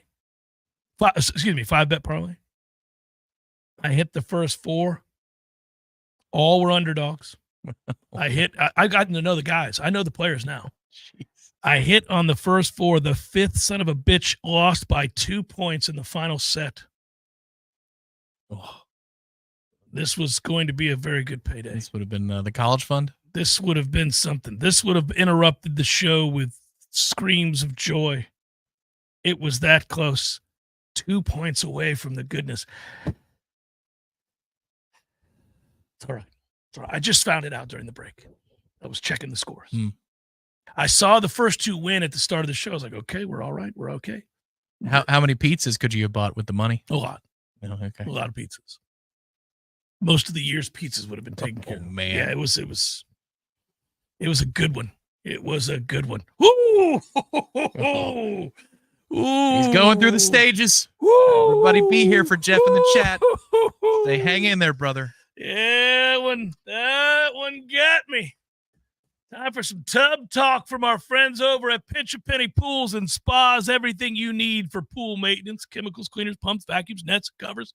You name it, they got it. They also come grab that sorry, worn down, should have had it hauled off years ago hot tub that you've been half-stepping with. No, sir, they'll come out and get that hot tub. They'll haul it away for you. They'll even give you what remaining value it has and put it towards your new hot tub. And that's a good thing. To make it easy, go check them out. An amazing hot tub is certainly not out of reach. If you go by and see them today off of Greer Road, you'll see what I'm talking about. Find out for yourself how easy and affordable it truly is. Pinch a Penny Pools and Spas. It's time for Tub Talk, brought to you by Pinch a Penny Pools and Spas. Buy yourself the hot tub you've always wanted at the price you've always wanted from Pinch a Penny on Greer Street. Now it's live to the top. Where I'm staring off into the distance, about to smoke a big cigar, contemplating being 2 points away from having won thousands of dollars on a 5-bet table tennis parlay that came up 2 points short this afternoon at 244. Damn it, man. Ooh. That's okay. It's all right. I've won things I have no business winning before and worked out well. A Hail Mary here, a weird play at the end of a game. You always are so good about this on the golf course. You know, when you have a day where maybe you don't score nearly as well as you should have based on the quality of shots that you hit, you'll say, then again, a couple weeks ago, I had that shot on number 12 where I just straight duck hooked it, hit the tree, and it spit me back out in the middle of the fairway, and I saved par. I had no business making. And I had that chip that I did not hit well, but somehow, ended up catching the fringe just right and rolling down to within a foot that truly probably should have been off the green. Like you've noticed those. You've said that to me before. So I got to remind myself of that too when we're in the tub. Thanks to our friends at Pinch and Penny talking about a bad beat.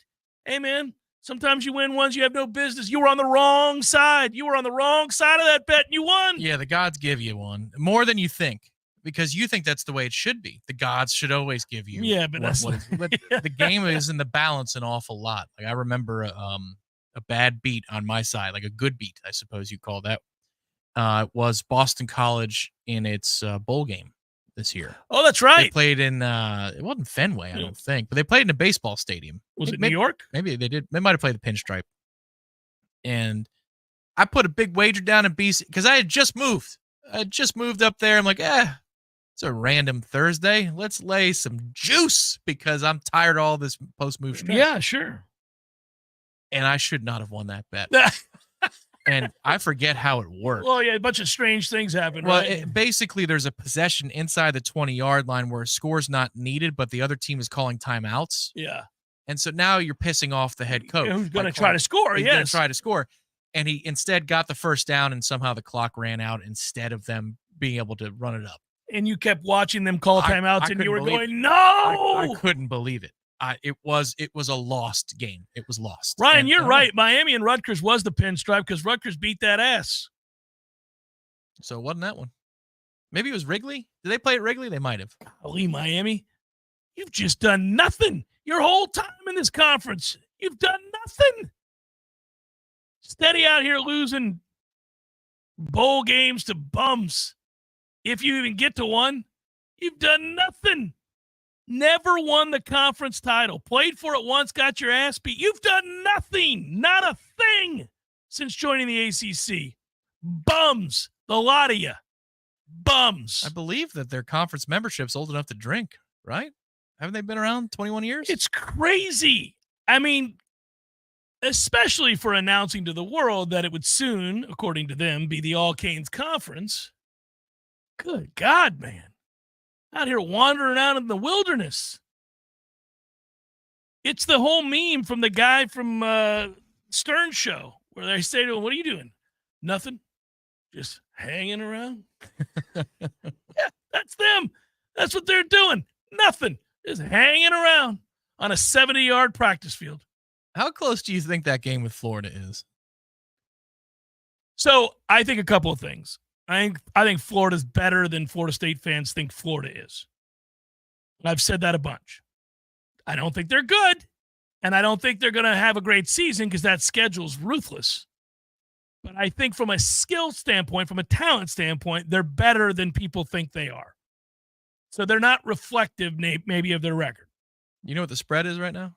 I have it before me. Miami by what, 2.5? Yep. There you go. Nailed it. Yeah. You've been looking. Yeah, I like to gamble. I know you do. No, I know. I'm just saying, yeah. It's only 2.5.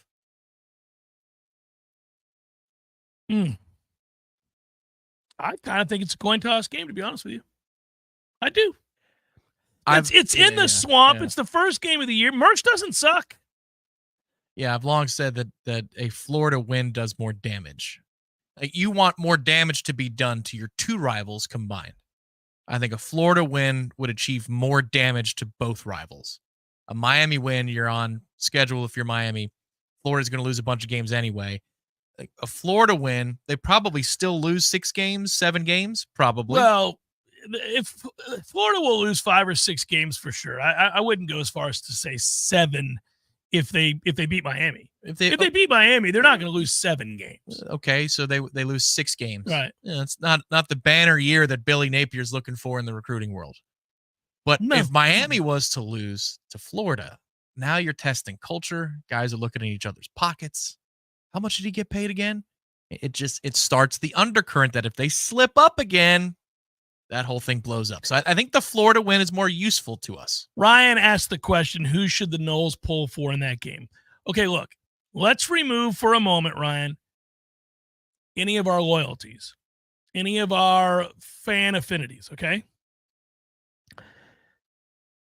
If you want to argue that the ACC being a 2-bid league benefits Florida State and every other team in the conference greatly, then you need Miami to beat Florida. If you look at the out-of-conference games that the ACC teams play against non-ACC teams, the ACC is not favored to win a lot of those. So, like Clemson plays Georgia. Georgia's probably going to stomp that ass. Let's be honest about that. You can go through those games, and it's not good. So here you go, all right? What I would tell you is that you would want Miami in a scenario where you're trying to get 2 ACC teams in. One is the conference champ, the other is an at-large bid.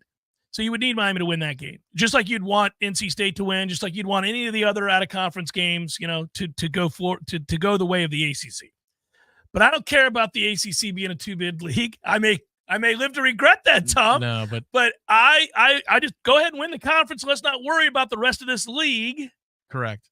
Plus, you're talking about making a case for the committee to consider, which we did last year, and they didn't consider it. So I couldn't care less. But proper usage. Thank you. Yeah, no problem. Always. To me, I won't root for either ever unless one was going to directly benefit Florida State, as it was tangibly known. Florida State goes to this bowl if Florida wins. They don't if they don't, right? That's the only time I would root for either of those teams. So root's too strong. I hate Miami more than I hate Florida. It's because of my age. If you're of a certain age, you hate Florida more than you hate Miami. That's the way it works. There's probably not a more obnoxious, absurd fan base than Miami's, however, because...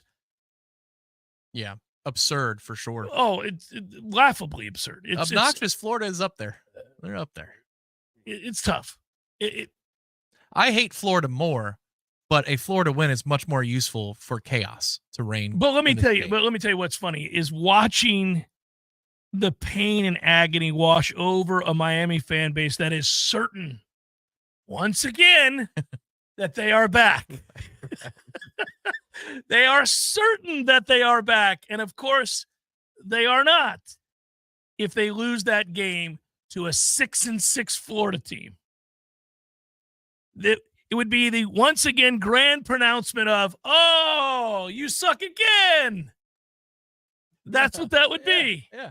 So we agree for different reasons, I think.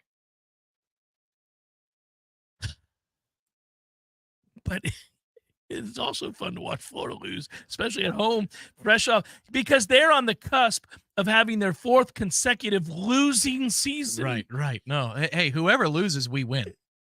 Whoever loses, we win on that particular Saturday. It's just that I feel like there are 2 giant cornfields here. The fire's approaching where Florida is. It's on their side of the block. Yeah. Like their cornfield's going to be on fire pretty soon. They can see it. But the owner of the cornfield is fighting the owner from a cornfield adjacent to it. And that other owner's Miami.